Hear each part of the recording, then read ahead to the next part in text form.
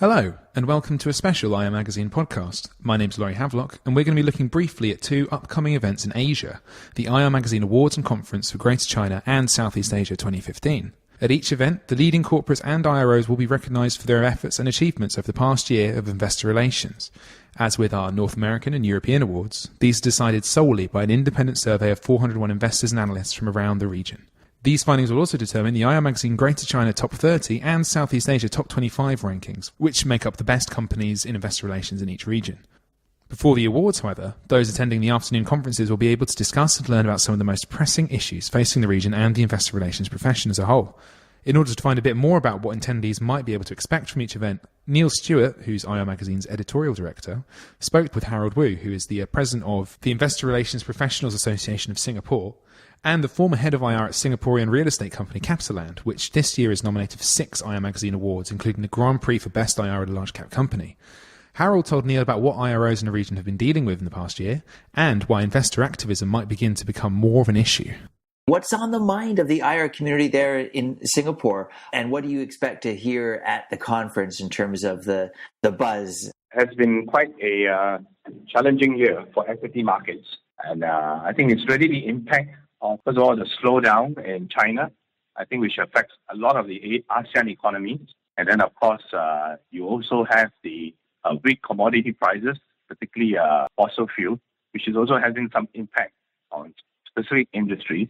And I think particularly, its impact on commodity companies. And lately, I think, we've also seen the impact of the weakness of certain currencies, particularly, I think, the Chinese renminbi, which is also having some impact on companies' balance sheet. So I think, again, trying to anticipate and how to prepare yourself, to investors' query of how it might impact your company if rates are going to start rising for the first time after many, many years. So a real macro overhang for Southeast Asian companies and economies. You're thinking about the China slowdown. You're thinking about currency risk. You're thinking about interest rates in the U.S. You're thinking about commodity prices and how that all affects both individual companies as well as whole countries and indeed emerging markets in general, right? And what about locally in the Singapore market? In my capacity as president of ERPAS, I've been trying to step up efforts to build up, to enlarge the regional IR community. So recently I've been to Bangkok, where the SCT invited us to make a presentation. I was in Ho Chi Minh just a couple of weeks ago, and also in Manila. So having met the stock exchange officials there, sharing some of my experiences with them. Kind of building out the regional IR community rather than just Singapore. Exactly, yeah, that. And anyway, I'm also trying to promote the ICIR, a certificate that we administer in Singapore. Particularly, I think the IR industry in some of these emerging markets is a bit nascent.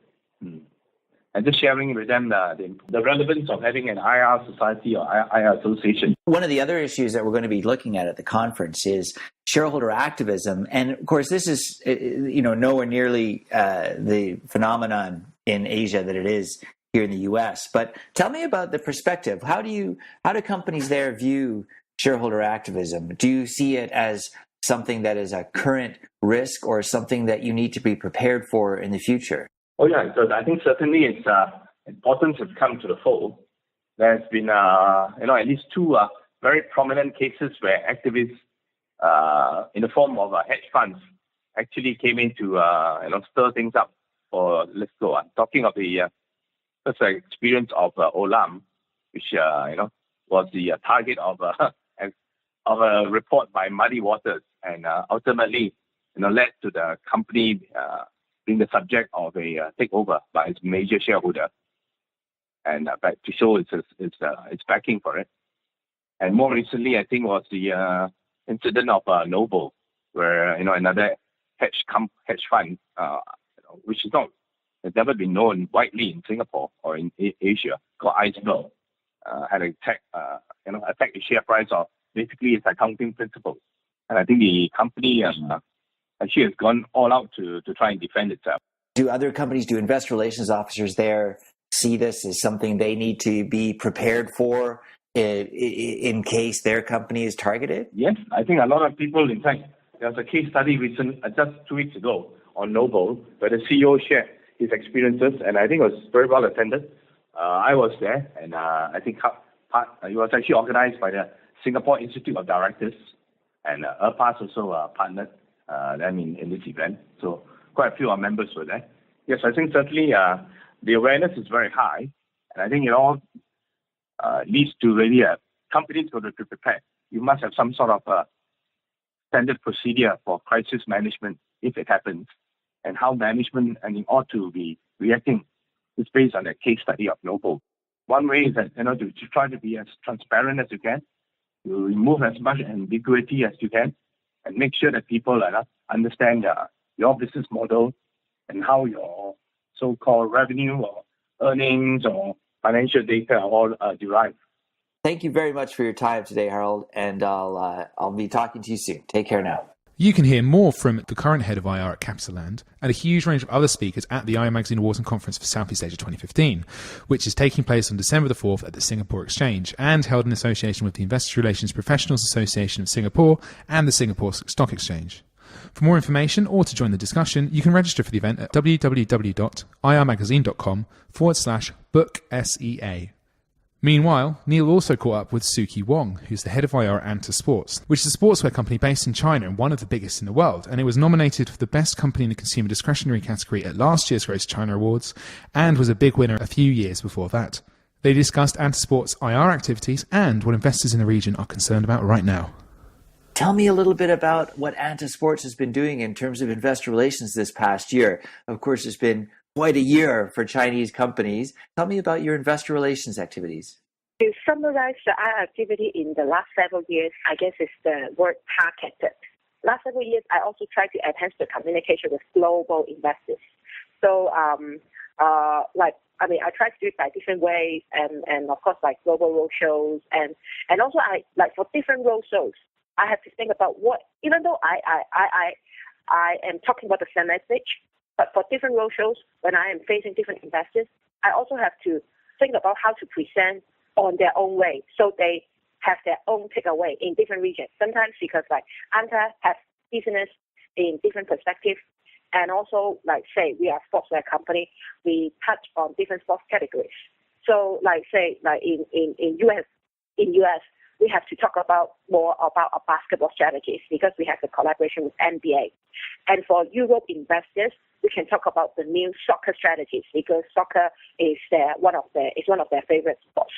And of course, in the Chinese, if I am having a meeting with the Chinese investors, I can talk about our collaboration with the Chinese Olympic Committee teams because we represent some national pride and we may have some common understanding on this topic. So even though I'm talking about the same thing, I have to pick out the highlights and to be targeted on what kind of message I want them to know the most. Yes, I see your point. Of course, for the U.S., it's basketball. For Europe, it's football. And I understand, and even football, talking about the growth of soccer in China, it's expected to really take off there, right? Yes. In terms of interest. Yes. I'd be curious to know, too, about some of the crisis communications that you've had to deal with. That will be my topic for the presentation on the IR Magazine Conference as well.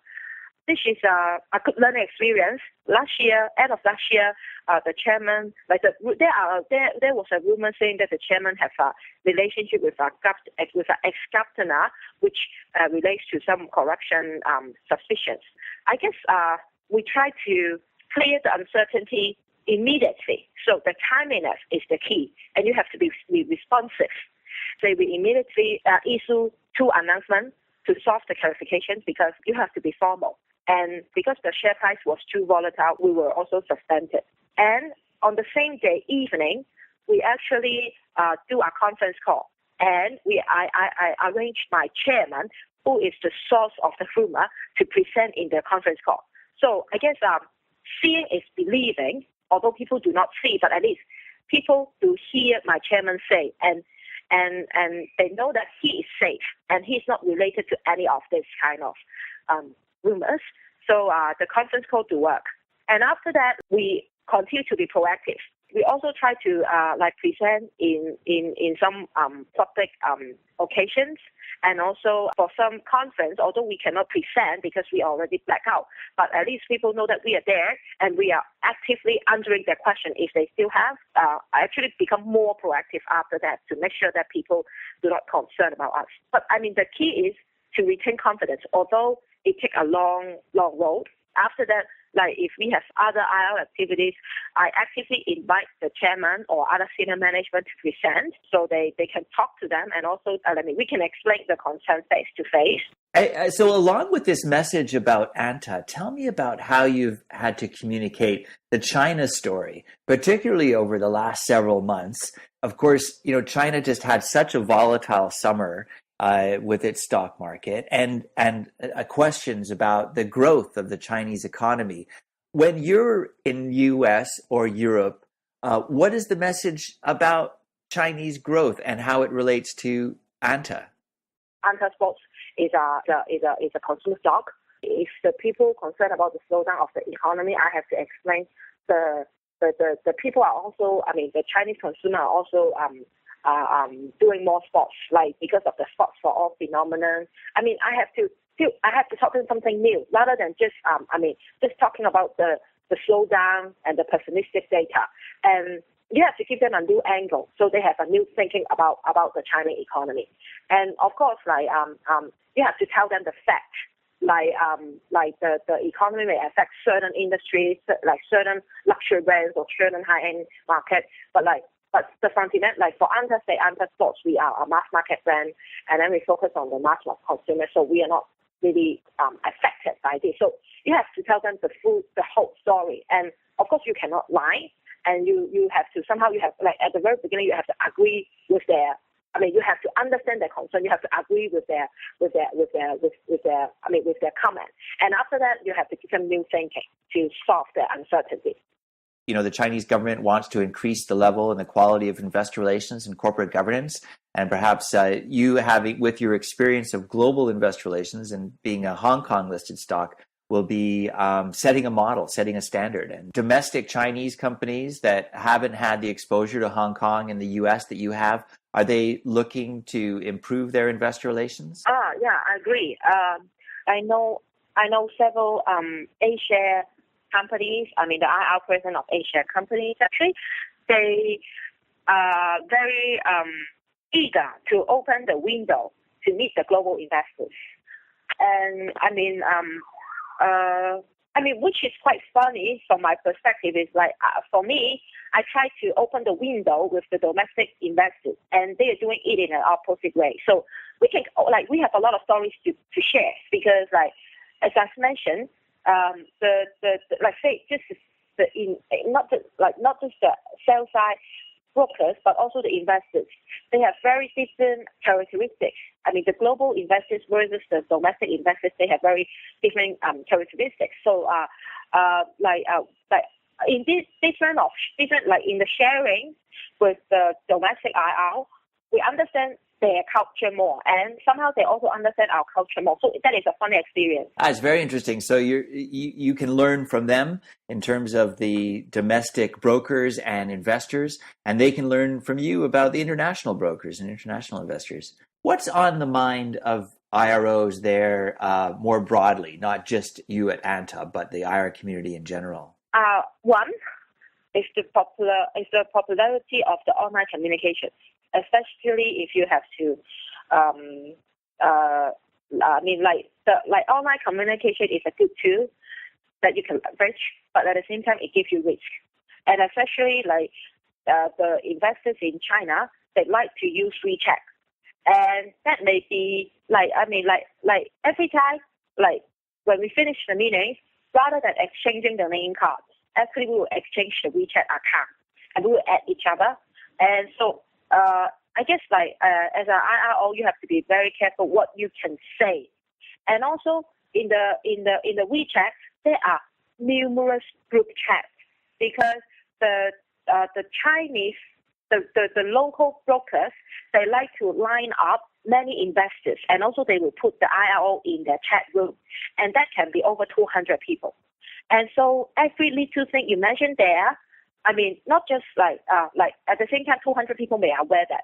So you have to be really careful on what you have to say, because that may fall into the selective disclosure, which a Hong Kong listed company is very, is strictly compliant on this.